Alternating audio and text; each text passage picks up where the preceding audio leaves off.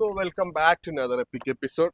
ഇന്ന് നമ്മുടെ കൂടെ ഉള്ളത് 2012 മോഡൽ ഫ്രീലാൻഡർ 2 എന്ന മോഡലാണ്.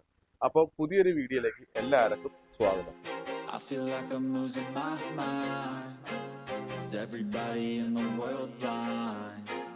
Please Lord give me a sign, a sign.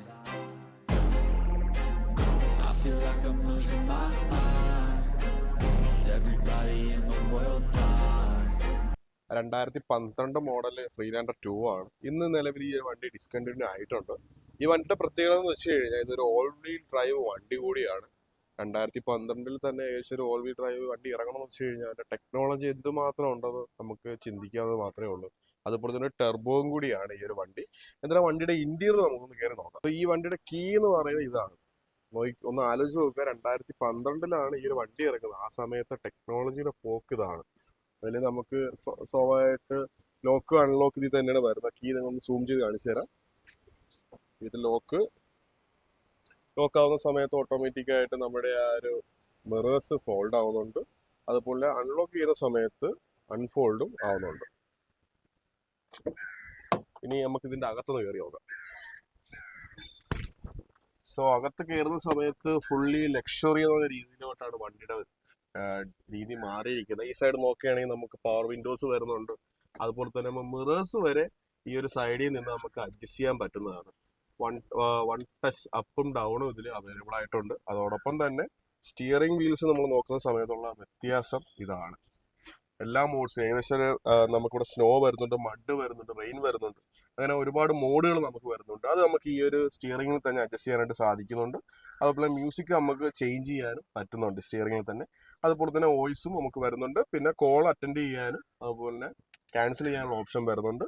Cruise കൺട്രോളും ഈ ഒരു സ്റ്റിയറിംഗിൽ തന്നെ അവർ കൊടുത്തിട്ടുണ്ട്.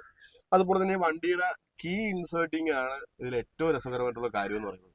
ഇതാണ് വണ്ടിയുടെ കീ. ഈ കീ ഇൻസേർട്ടിംഗ് ആണല്ലോ ഏറ്റവും രസകരമായിട്ടുള്ള കാര്യം. ഈ ഒരു കീ എടുത്തതിന് ശേഷം നമ്മൾ നേരെ ഇതിലോട്ട് ഇൻസേർട്ട് ചെയ്തിട്ടൊന്ന് പുഷ് ചെയ്ത് കൊടുക്കുക. പുഷ് ചെയ്യുന്ന സമയത്ത് ഓട്ടോമാറ്റിക്കായിട്ട് വണ്ടി നമുക്ക് റെസ്പോൺസ് കിട്ടും. പിന്നെ ക്ലിക്ക് ചെയ്ത് കഴിഞ്ഞാൽ വണ്ടി സ്റ്റാർട്ടായിട്ടുണ്ട്. കണ്ടോ, ഇതാണ് വണ്ടിയുടെ സ്റ്റാർട്ടിങ് രീതി എന്ന് പറയുന്നത്. ഞാൻ സൗണ്ട് ഒന്ന് കുറയ്ക്കുകയാണ്. അപ്പൊ ഇതാണ് വണ്ടിയുടെ സ്റ്റാർട്ടിങ് എന്ന് പറയുന്നത്. അതുപോലെ തന്നെ നമുക്ക് നല്ല രീതിയിലുള്ള കംഫർട്ട് ഈ ഒരു വണ്ടിയിൽ കിട്ടുന്നുണ്ട്. അതുപോലെ തന്നെ നമുക്ക് സ്റ്റീരിയോ വരുന്നത്. നമുക്ക് സാധാ CD ഏകദേശം 6ഓളം CD ആണ് നമുക്ക് ഇതിൽ ഇടാനായിട്ട് സാധിക്കുന്നത്. അതേ സമയത്ത് തന്നെ ഒരേ സമയം നമുക്ക് രണ്ടും ഓപ്പറേറ്റ് ചെയ്യാനായിട്ട് സാധിക്കും. ഇപ്പോൾ ഒരു സൈഡിലിരിക്കുന്ന ആൾക്കാർക്ക് വേണമെങ്കിൽ ഈ സെൻട്രൽ സിസ്റ്റം യൂസ് ചെയ്ത് പാട്ട് കേൾക്കാനും അതുപോലെ തന്നെ CD യൂസ് ചെയ്തും പാട്ട് കേൾക്കാനുള്ള അവസരം നമുക്ക് ഇവിടെ കിട്ടുന്നുണ്ട്. ഹിന്ദി പാട്ട് ഒരാൾക്ക് മലയാളം പാട്ട് കേൾക്കണമെന്നുണ്ടെങ്കിൽ ഈ ഒരു വണ്ടിയിൽ പറ്റുന്നതാണ്. പിന്നെ നമുക്ക് സാധാ രീതിയിലാണ് ഇതിന്റെ പാർക്കിംഗ് സിസ്റ്റം കാര്യങ്ങളെല്ലാം വരുന്നത്. താഴോട്ട് വലിച്ചു കഴിഞ്ഞാൽ നമുക്ക് റിവേഴ്സ് വീഴും, ഒന്നുകൂടെ വലിച്ചു കഴിഞ്ഞാൽ ന്യൂട്രൽ വീഴും, ഒന്നുകൂടെ താഴോട്ട് വലിച്ചു കഴിഞ്ഞാൽ ഡ്രൈവ് ആണ് നമുക്ക് ഇവിടെ വീഴുന്നത്. അതുപോലെ തന്നെ ഇവിടെ തന്നെ നമുക്ക് എല്ലാ ട്രാക്ഷനും കാര്യങ്ങളും എല്ലാം നമുക്ക് ഇവിടെ സെറ്റ് ചെയ്യാൻ പറ്റുന്നത് കൂടിയാണ്.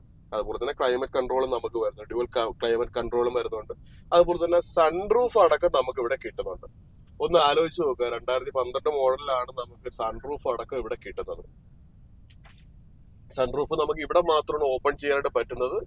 ഇവിടെ നമുക്ക് ഓപ്പൺ ചെയ്യാനായിട്ട് സാധിക്കുന്നില്ല. ജസ്റ്റ് നമുക്ക് ഈ ഒരു ബ്ലൈൻഡ്സ് ഒന്ന് റിമൂവ് ചെയ്യാൻ സാധിക്കുള്ളൂ. എന്തായാലും ആ ഒരു സമയത്ത് പോലും ഇത്രയും രീതിയിലെ ഫീച്ചേഴ്സ് ഈ ഒരു വണ്ടി കൊണ്ടുവന്ന് പറയുന്നത് ഒരു ചെറിയ കാര്യമല്ല, വലിയൊരു കാര്യം തന്നെയാണ്. നല്ല കംഫർട്ടഡ് യാത്ര ചെയ്യാൻ പറ്റുന്ന 5 ആൾക്കാരൊക്കെയാണ്.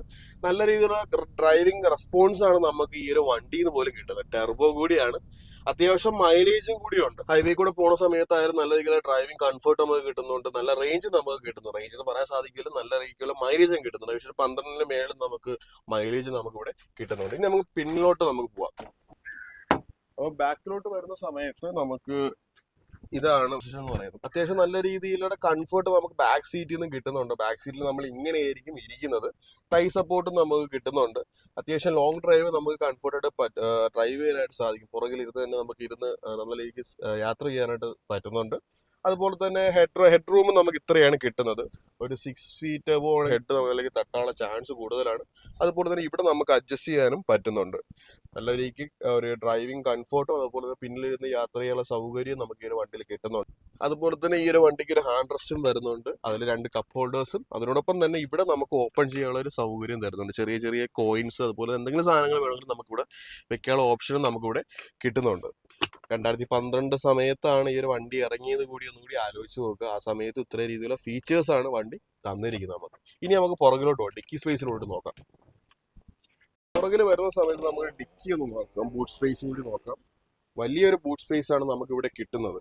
അതിൽ ഈ ഒരു ഷട്ടർ വേണമെങ്കിൽ നമുക്ക് ക്ലോസ് ചെയ്യാനും അതോടൊപ്പം തന്നെ നമുക്ക് ഇതിലെ സ്പെയർ വീല് വരുന്നത് താഴെ കൂടിയാണ് വരുന്നത്.